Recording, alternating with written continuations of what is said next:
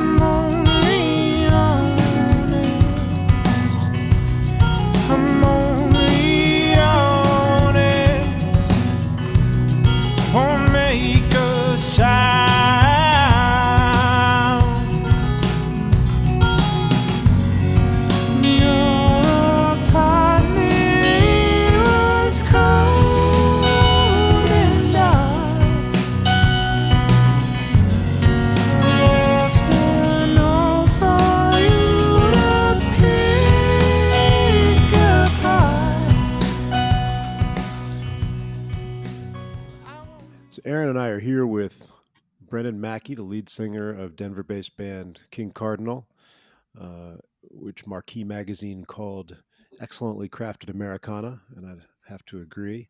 Thanks for being here, Brennan. Thank you for having me. So I know you've been doing, you're on like episode 59 or something of your weekly pandemic era live stream. Is that right? That's right. And it's expanded. I do it 3 times a week now. So I do the Tuesdays.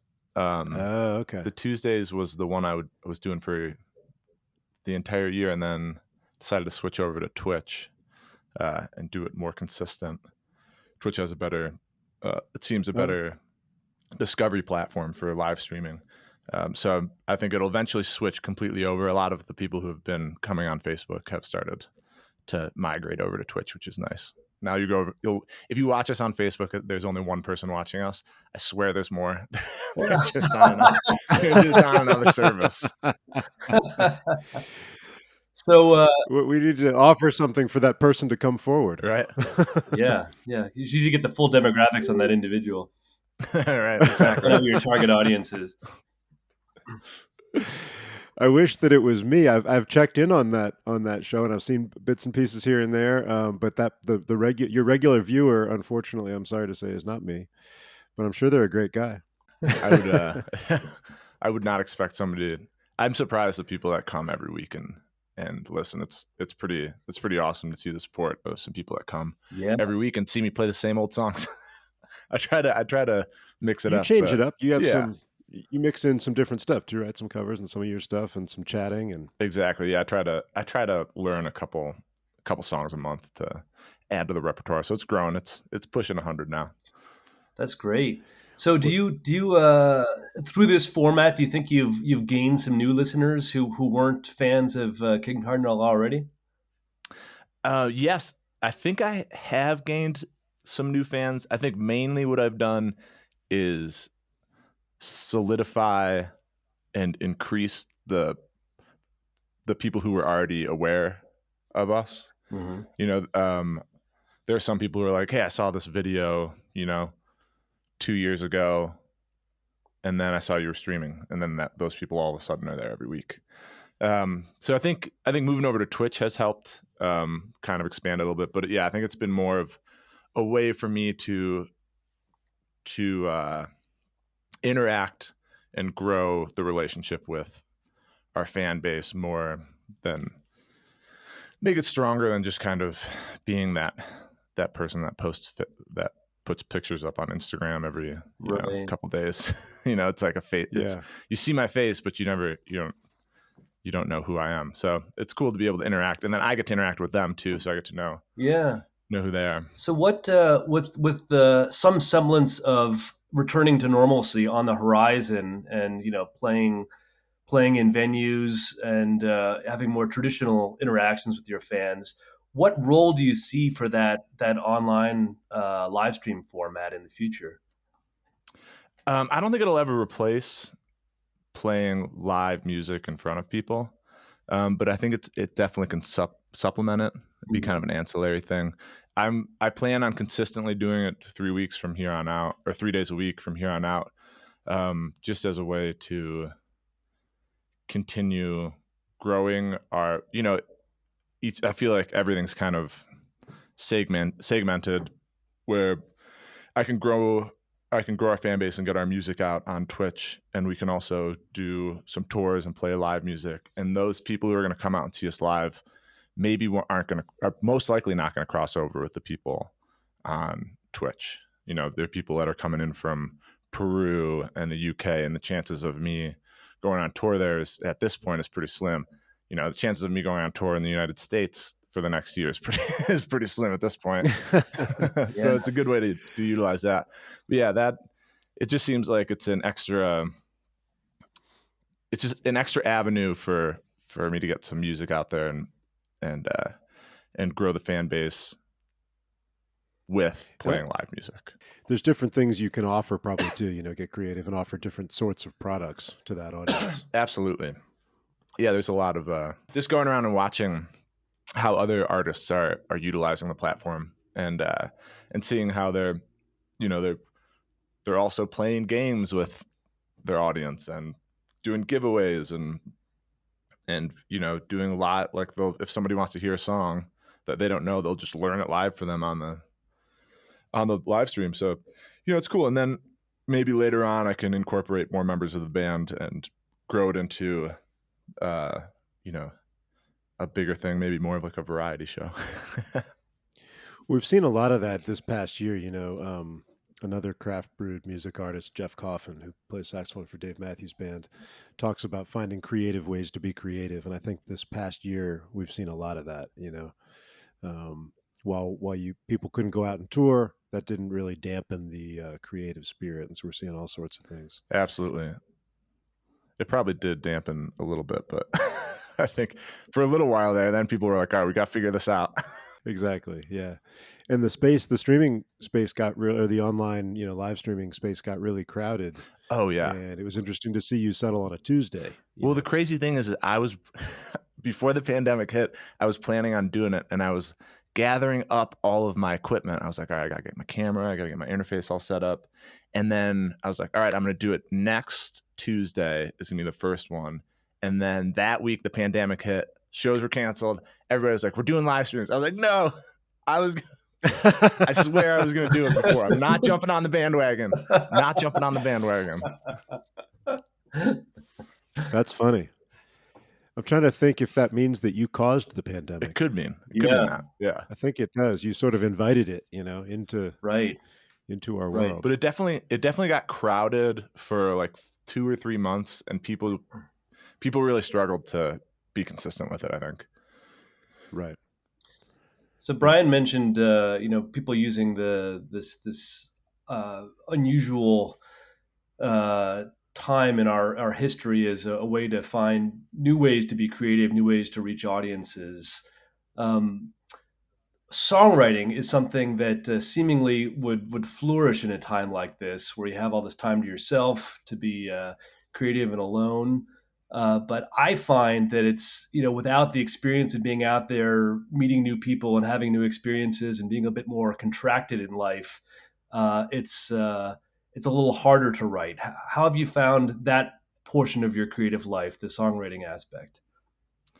It's kind of ebbed and flowed. I think from talking to other people, I think people have had a similar problem with being super productive for bursts and then not being able to get off the couch for an extended period of time. And I've had, like, right now I'm in a pretty productive mode, but I think I wrote a good amount of stuff during the pandemic. I wasn't as productive as I would have liked to have been. And I've noticed that this kind of happens if you're busy and the ball is moving, it's easier to go from one thing to the next. Mhm. But once you slow down, Sure. it's harder to get up and get moving. So I wouldn't say that it really hindered the creative process. I definitely had to find different ways of being creative, Mhm. using, just trying to break out of old patterns. Sitting in your room with an acoustic guitar, Right. trying to write a song can get pretty old, and you kind of fall into the same ruts. Yeah. So definitely had to kind of fight to stay creative. It didn't come super easy.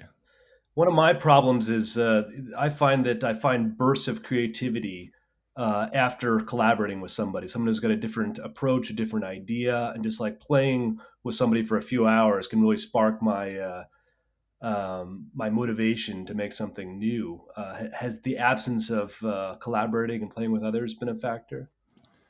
Yeah, it has been a factor in the, like, we're recording right now, and all of the songs that we're recording have been, put together on my computer by myself. So they're super weird. They're not they're not they're not Americana sounding, because I didn't have a band to bounce ideas off of. Mm-hmm. So it's just kind of me, goofing around with things until I was like, oh, I guess this sounds cool.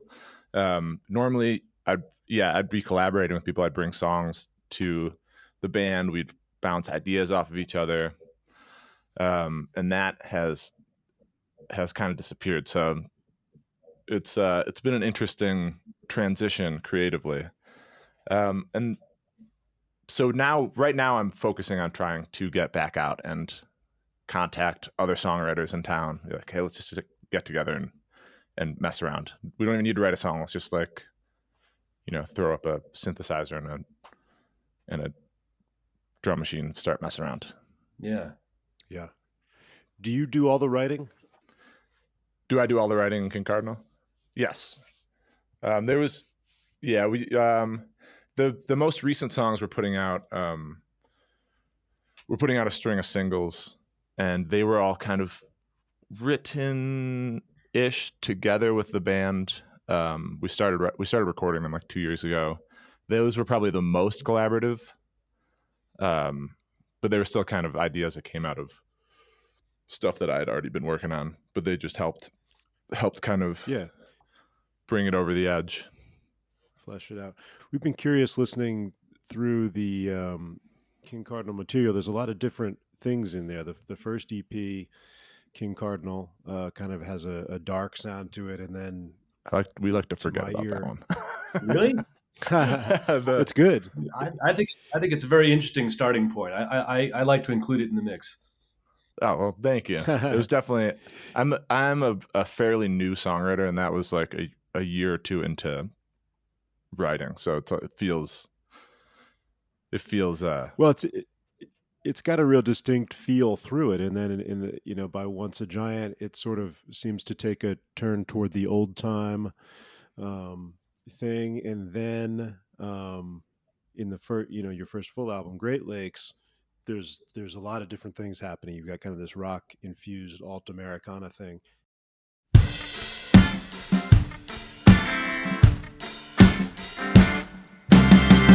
Got a heart like a metronome, with a pulse you can feel. Got a heart like a metronome, whoa, whoa, syncopated and real. And it beats steady, steady, steady. Well, it beats steady, steady, still. And it beats steady, steady, steady. Well, it beats steady, steady, still.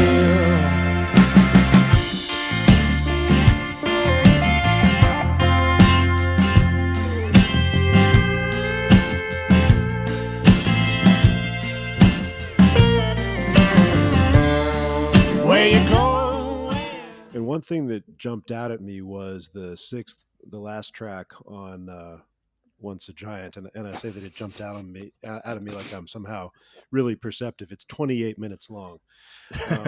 So Yep. so Tell us about what's up with Standing Down. That one's a funny one because a lot of people, when we put that record out, people would be like, hey, I really like this record.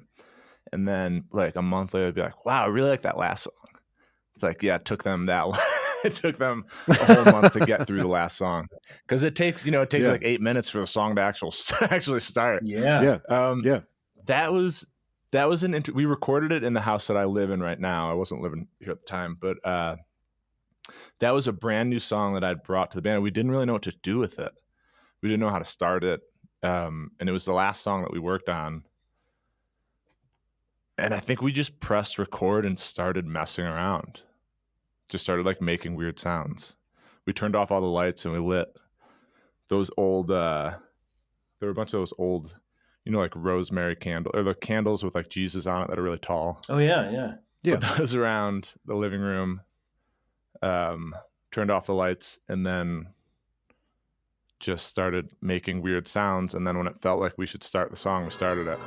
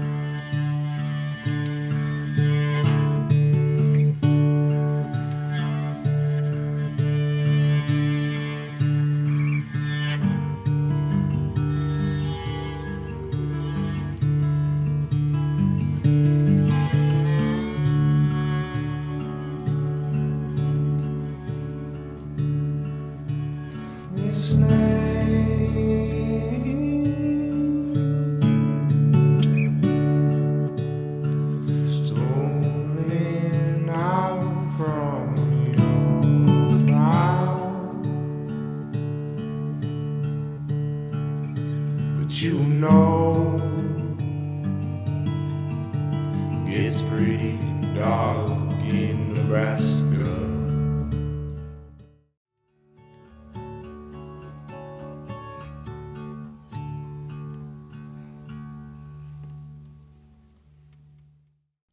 And those sounds were outside the palette of the rest of the album. They're like very much so, electronica, and it's a really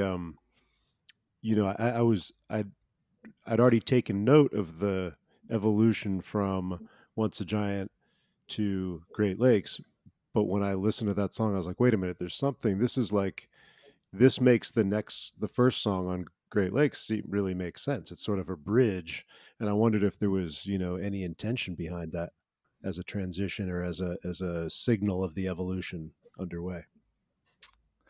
I wouldn't say that was necessarily intentional, but it definitely makes sense, seeing as it was the last song that we worked on and the last song that was written on Once a Giant. Once a Giant is probably more of still a factor of me writing songs by myself. It's like, I would say Once a Giant feels more of like a solo album with a band behind it. And then Great Lakes is a band. So that was maybe the first song that had a lot more influence by who I was playing with. Okay, that makes sense. And not to keep beating the Standing Down horse, but it appears again on Great Lakes, this time having been shrunk down to a very brief 7.5 minutes. Yeah, still a long song. Was that wanting to make a clearer statement with the song? Yeah. The reason that we put it back on there is because I don't think that it didn't get a shot for people to hear it, really. If people weren't adventurous, they weren't going to listen to it. So we wanted to kind of cut it down and just give it give it a chance. Same thing with the song Chicago. Yeah. That was a song that was recorded with my old band, and I feel like it just needed another shot to be heard. And if people like the song on Great Lakes, maybe they'll go back and they'll listen to the full one and be like, "Whoa, this one's Right. wild." It's still trippy on Great Lakes. It's still kind of a departure from the rest of the album in a cool way, but it fits the overall environment of Absolutely. that album. But what I dig, because I was reminiscing this morning about when I thought I was a Rush fan in high school, because I joined a band that played like Limelight and Tom Sawyer. I was like, oh man, like I feel really cool because I'm a Rush fan. Then ran into this older guy who's like, oh man, what do you think about Xanadu? And I was like, what's Xanadu? Which, for listeners who don't know, is like a 12-minute track off Farewell to Kings that is equally experimental and has lots of weird noises and instrumental fantasies going on. I was like, oh, and there's a realization that there are, passive listeners, then there are truly committed listeners for any band. And I was wondering if, that version of Standing Down on Once a Giant is kind of the separate the wheat from the chaff King Cardinal listener. I would say so. Yes. If you make a comment to me about the 29-minute song, then I know that you're into it. I mean, to be fair, the last 10 minutes is just the same chord. So Right. Right. once that happens, you can just kind of turn it off. But We're going to take a quick intermission for a word from our sponsor, which is us. Craft Brewed Music is a curated streaming service that streams better music for serious listeners. Sometimes we hear that people want to hear more of the songs we play on the podcast. There are a couple of ways to hear more Craft Brewed music. You can download the app from the App Store or Google Play and get a free trial, or you can become a patron of the podcast on Patreon, linked in the description of each episode, and get exclusive bonus episodes containing extra music and a sampling of our other artists. We'll help you discover music off the beaten path so that you become the person your friends turn to for recommendations, and we split our income with the artists. Craft Brewed Music, better music for serious listeners. To hear samples and find out more about us, visit craftbrewedmusic.com. So is it pretty much every interview that that King Cardinal is compared to Rush? every interview, every single interview. Yeah. Like, you really sound like Geddy Lee. Right. Your voice could not be more the opposite of Geddy Lee. It is deliciously, kind of, it's a little behind the beat. It's like a very laconic timbre. It's the delivery on all three albums, actually, because that's the thing that's ear catching from the first EP through Great Lakes, is the vocal delivery is spot on. Well, thank you. What are some of your influences? What do you listen to, if not Rush? So my biggest influences, if we're going, Bon Iver is my number one. Okay. Then if we're going like over the grand scheme of things, the band, if you couldn't tell from listening to our music, I think the band probably has the most. For when I started writing songs, I was in like a deep band obsession where it's like all I listened to. So I think that's why when people are like, why do you have twang to your voice when you're from New York? Yeah. And I think it's because I was just trying to sound like Levon Helm when I started singing. Huh. So okay. It just kind of stuck. So those are the two biggest. If we want to go back farther, I was an emo kid in high school. So I was obsessed with Weezer. Yeah. Okay. Yeah. Well, that confirms that there's a lot of very different things in the mix. Yeah. So you mentioned you were late to the songwriting game. Tell me about that. Were you just playing in bands, doing covers and singing, and like only got around to that later? What's the story with the songwriting bug? I mean, I had always tried to write songs. I just could never finish anything. And I didn't really play. I played in emo bands in high school. Mm-hmm. So I was just a guitar player. And I think maybe my big problem was because I listened to emo music and everybody's voice was pretty high. I thought I was a terrible singer because I couldn't hit those notes. Yeah. It's like, oh, I suck at singing. Until I got a little older and realized like, oh, I I have a lower voice. And that's okay. Yeah. I didn't play. I went to Indiana. I went to school in Indiana, and I didn't play there. And it wasn't until I moved to Chicago that I kind of found a group of people that really were encouraging in my songwriting and just musicianship in general.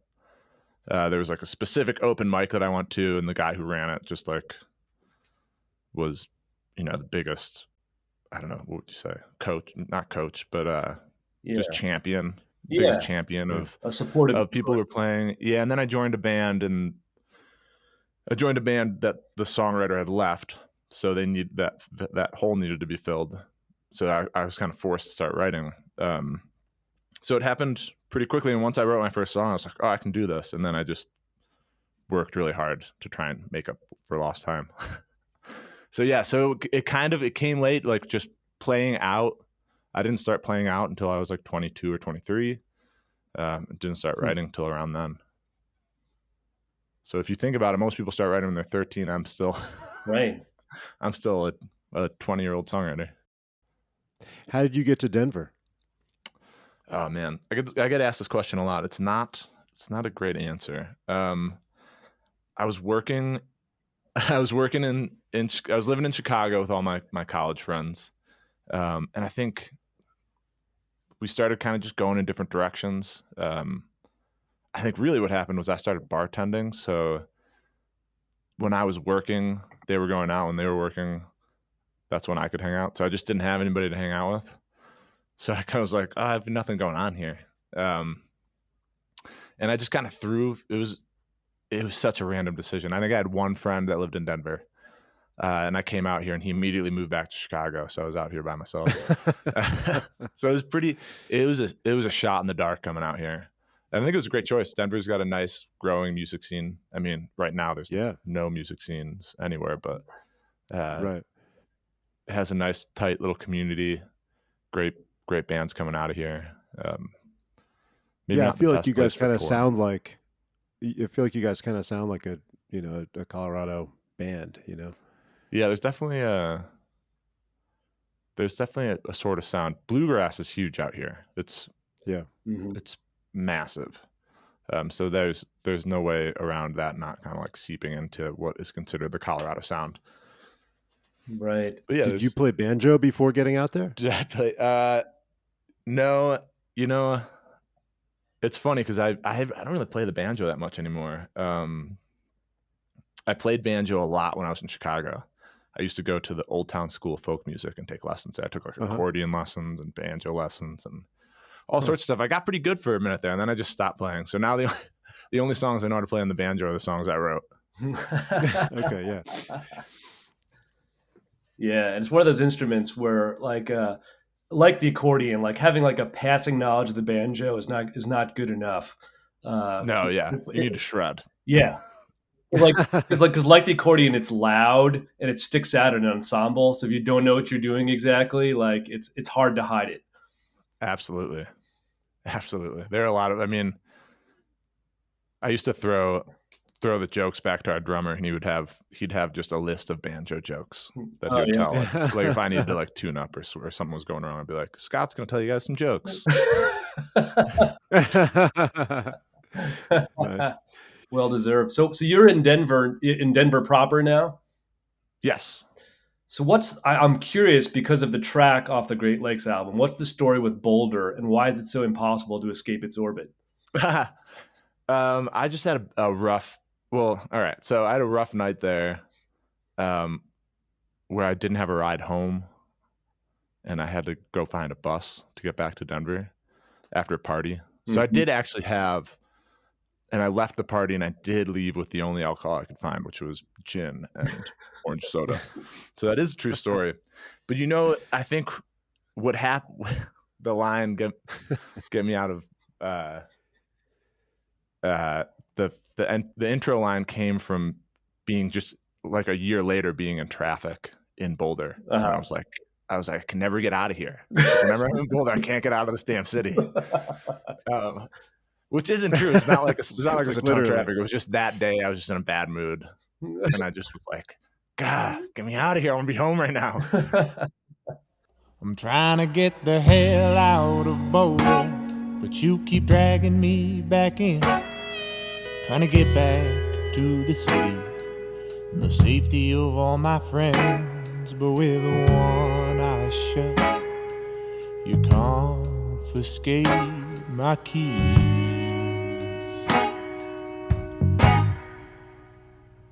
Well, all your friends wanna know what the hell I'm doing here. I'd ask myself the same thing, but I don't wanna hear it. Well, I could stave off the world or make my own way home.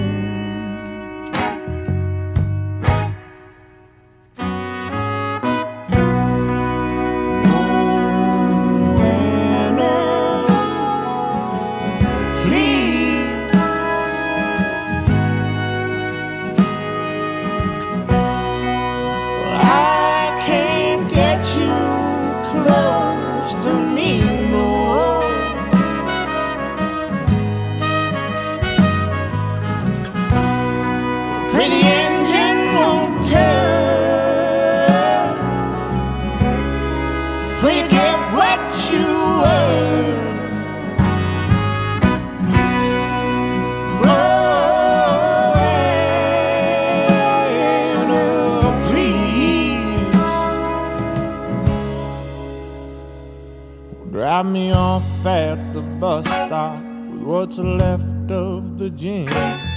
Mix it with some orange soda. There's no need to pretend that I ain't coming down easy. No, I ain't coming down at all. So yeah, it's just about a bad night, and I don't go to Boulder. I don't have anything against Boulder. Boulder's a very fine city. Right. For our Boulder listener, we still love you. Yeah. Like Ben Walgoski, our pedal steel player, went to school there. He's got his family's moving there. It's a good city with good people.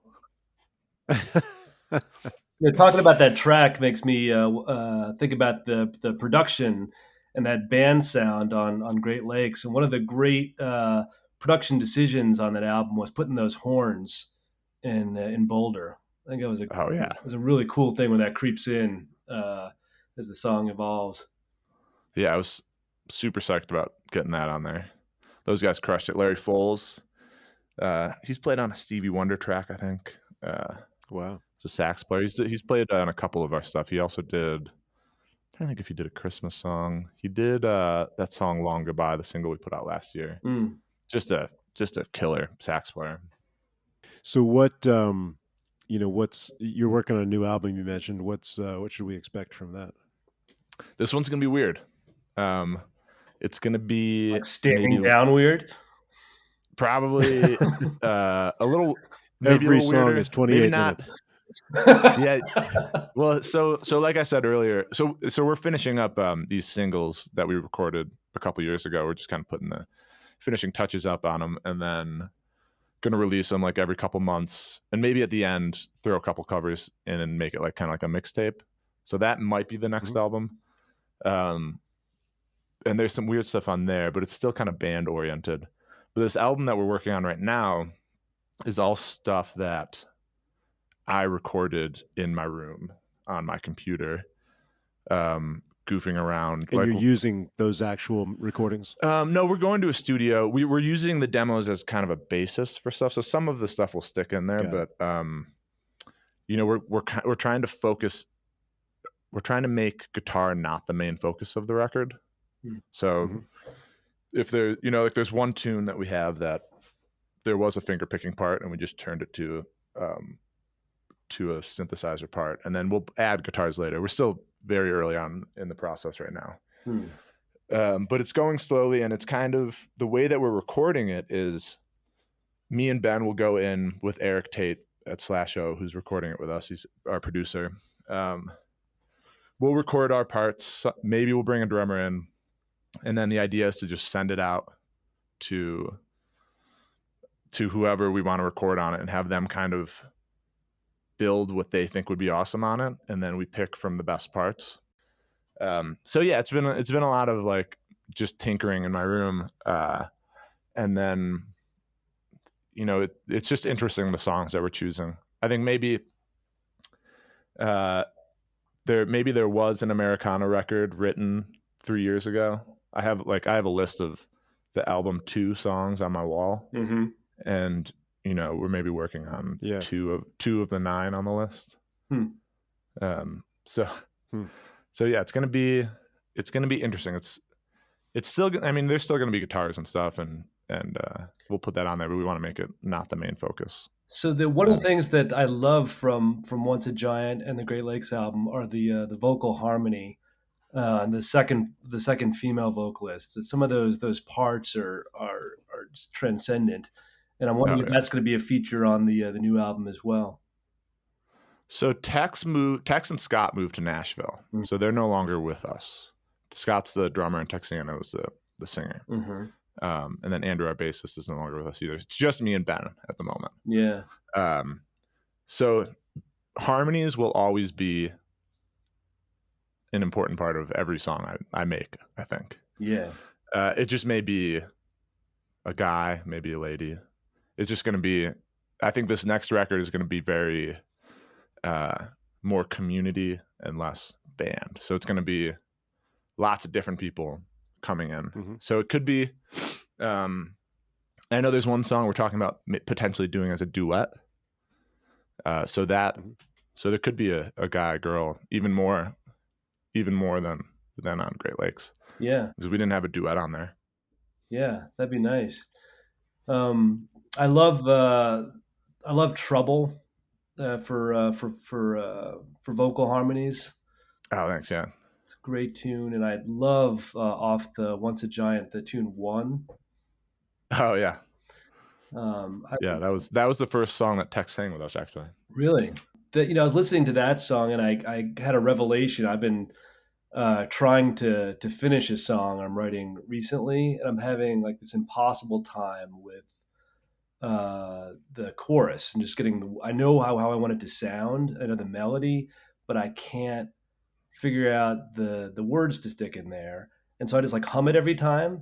And then I listen to one where the chorus is essentially just you guys have this vocalese melody that you just a wordless chorus. I was like, it's not at all though. It's very. I think it's very effective. I was like, why do I need to have words here? Why can't I just have like the voice be an instrument?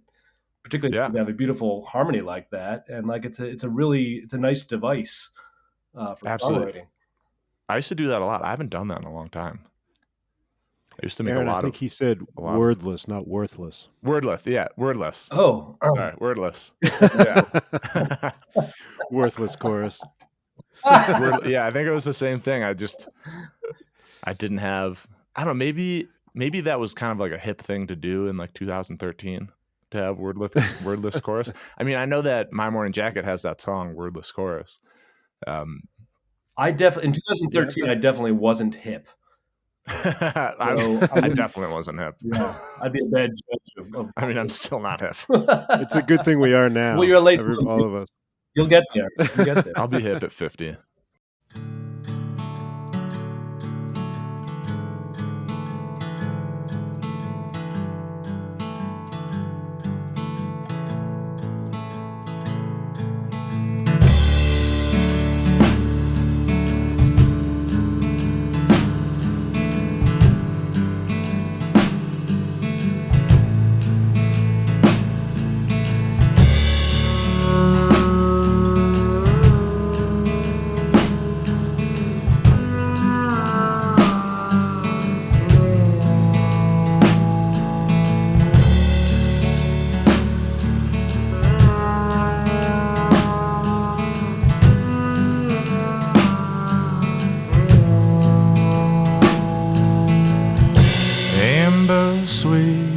In the front yard, the church that's closed for the night. You keep me wrapped, you keep me dangling, oh, just for the sight. Sprawl across sheets, yeah, I scroll your name. bed to the foot of my door. It sunrise for the breeze to walk through in hopes that I wake next to you.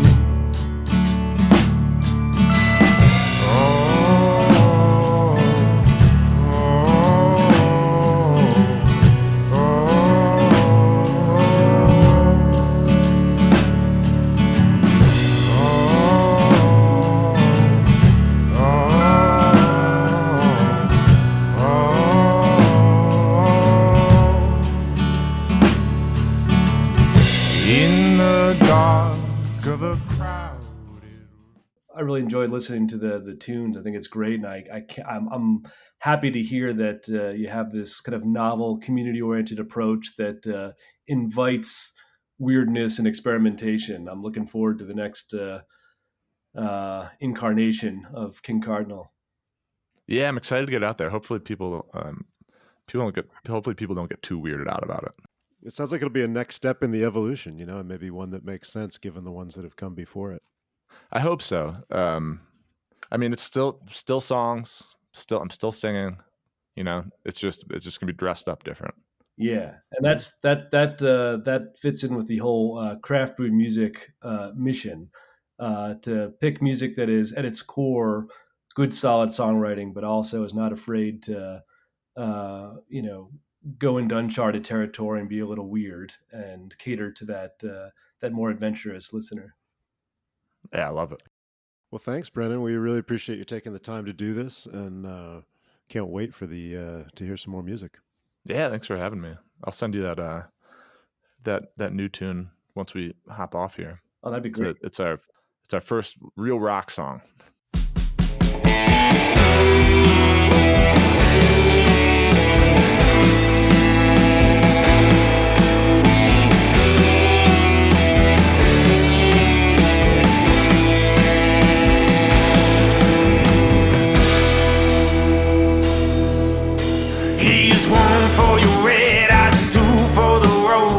My sweet time getting there, like a stranger in the night with a shoulder to the wheel. I got your green rocky stare. I'm rattling cheeks, yeah, I'm rattling bones, yeah, I'm rattling bones. I'm rattling cheeks, yeah, I'm rattling bones. I won't leave you alone.